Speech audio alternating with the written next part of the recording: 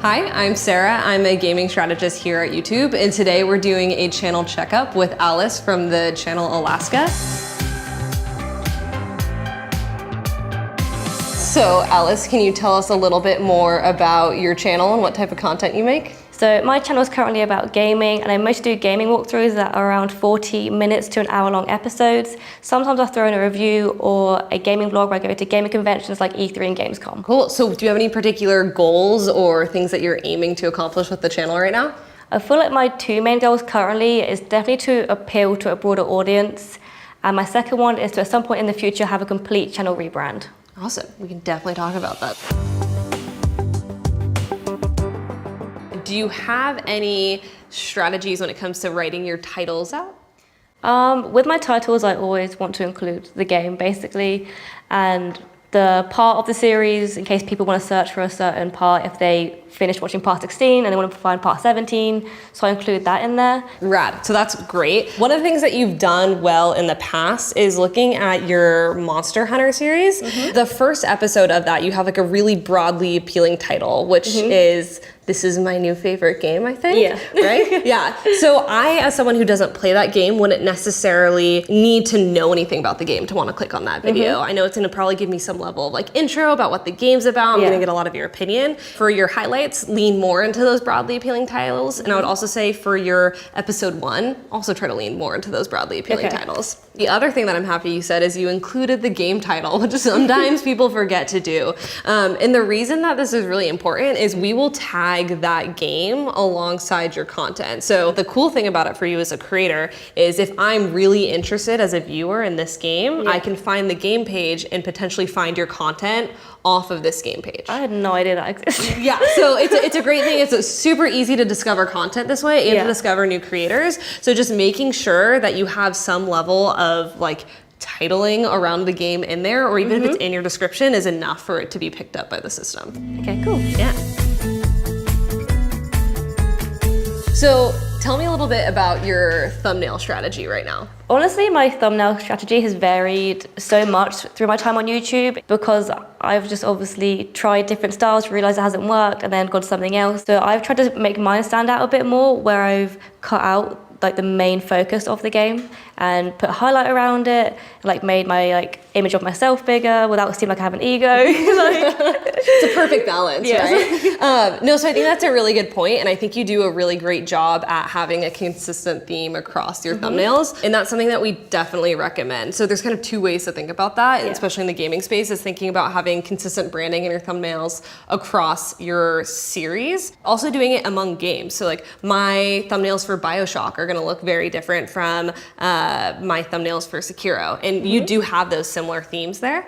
But the one thing that also tends to come up a lot in gaming is it's really easy to have a thumbnail that is overwhelming. Any thumbnail you're making, take it and shrink it down really, really small and see if it's still visually appealing and it's still clickable. Even in the gaming space, we see that most viewers are watching on mobile devices. So although these thumbnails look great to us on desktop, on Photoshop, but they're like huge. We want to make sure that those are going to look good too when I'm just like sitting on a bus scrolling through on my phone. So the next thing we want to jump into is we want to take a peek at your analytics and look a little bit more into a click-through rate. So do you know what click-through rate is? Did you ever look at it? No, I've never really been on this page, so no. Okay, cool. So what we're gonna look at is we're going into the Reach Viewers tab of your analytics, and we're gonna look at click-through rate. And what click-through rate is it's showing you, essentially, the amount of people that are clicking on your video after they've been exposed to the thumbnail, whether that's on search or on suggested or in their subscription feed. And click-through rate does a lot of great things. One, it tells us a lot about how appealing a video is. So if we come in here, if we click on this, we click on see more, it's gonna give us a list of your videos with their associated click-through rate. Use high click-through rates as an idea of these are appealing videos from both thumbnails and title perspectives. When you're looking at this too, kind of vibe out your baseline. So when we were on your main page, we saw that your click-through rate for the last 90 days was about 4%. So as you're refining your titling and your thumbnail strategy, see if you have videos that really exceed that normal baseline for you. And when you do, look into that and see, what did I do well here that really resonated with an audience and made them click through? So your channel name, are you trying to rebrand there as well? Yeah, like completely. I rebranded around 8 months ago. My channel name was just my normal name. And I felt like in the gaming community, you need to have like this sort of nickname to be like well known. Pretty standard. Like a catchy one. Yeah. That people could just easily mention to their friends and stuff. So I changed it to Alyska. I didn't really think about it because obviously Alyska is a state. So obviously trying to find me in the search bar is going to be more difficult than someone with a really unique name. So I think I definitely want to change my channel name. Okay. Totally fine. That happens a lot with creators, especially in the gaming space. It's just like this tendency to make your gamer tag your channel name, and then you grow up for like 10 years. You're like, what have I done? Yeah, that's what I'm scared of. I've made a terrible mistake. So what do you have an idea of what you're thinking name-wise? I mean, I didn't want to change it too much because obviously when you completely change your name, then your search might go down completely. You have to build all over again. So I was going to change it to Alyska, which is a mix of my first name and the current channel name. Yeah. I like that. Yeah. That's good. That's a good one. So the reason that I like that is oftentimes when you're making a big channel name change like that, the main concern is it's like gonna confuse your viewers. They're going to log on one day and be like, who is this person? What is this content? That's what happened last time. They're like, what? Who have you become? Yeah. So what is nice about that name is it's not that different from your actual name. So you're not gonna worry too much about alienating your audience. That being said, definitely let them know that it's coming. Through a video or you can do it, community tab?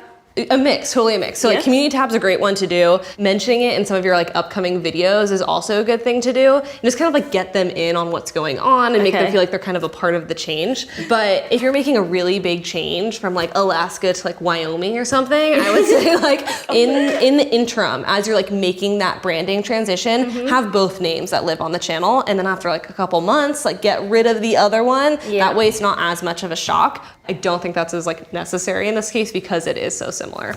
Okay, that's great.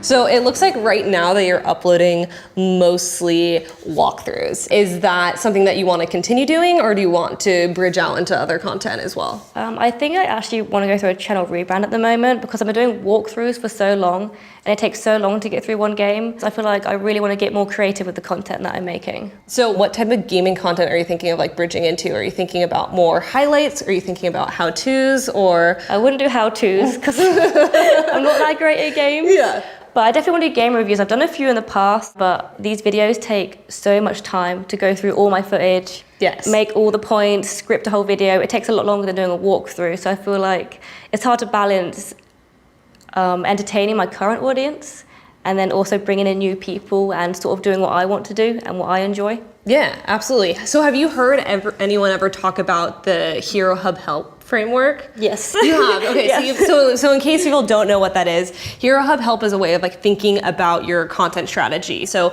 help content is gonna be your content that is really searchable. It's generally evergreen. We then have hub content for you. What that's gonna be is that's your bread and butter and that's your walkthroughs, right? Like that's what your audience is there for and that's what they subscribe to watch.